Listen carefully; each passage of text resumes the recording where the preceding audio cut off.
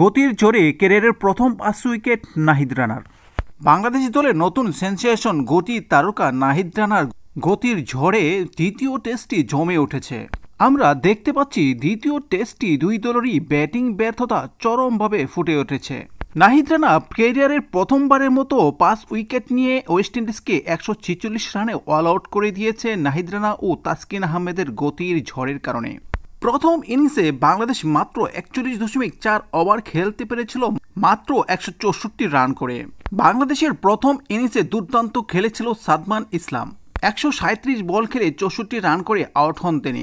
এছাড়া শাহাদত হোসেন 89 বল খেলে মাত্র 22 রান করতে পেরেছিল। মেহেদী হাসান মিরাজ 36 রান করে আউট হয়েছিল। বাকিরা কেউই বলার মতো রান করেনি এবং 2 অঙ্কের কোঠাও ছুঁতে পারেনি। 0 রানে আউট হয়েছিল মোমিনুল হক, যার ফলে 164 রানে অল আউট হয়ে যায় বাংলাদেশ। বাংলাদেশের মতো ওয়েস্ট ইন্ডিজও প্রথম ইনিংসে 146 রানে অল আউট হয়ে যায়। কেইস ব্রেথওয়েট 39, মিকলি 12, কেসি কার্টলি 115 বলে 40 রান। বাকিরা কেউই আর 2 অঙ্কের কোঠা ছুঁতে পারেনি।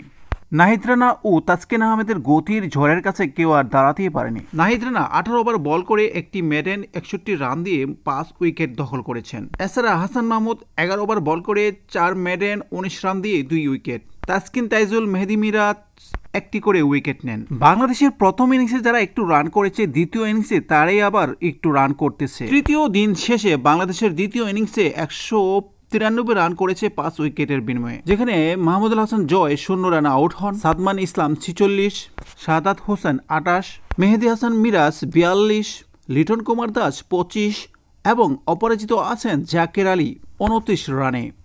তৃতীয় দিন শেষে জাকের আলী এবং তাইজুল ইসলাম অপরাজিত থেকে ম্যাচ শেষ করেন 193 রান। সেই সাথে বাংলাদেশের লিড গিয়ে দাঁড়ায় 211।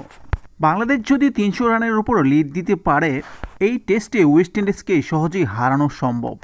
তাহলে একে একে সমতায় ফিরবে এই সিরিজে। ক্রিকেটীয় সব ধরনের খবর পেতে চ্যানেলটিকে সাবস্ক্রাইব করুন। আল্লাহ হাফেজ।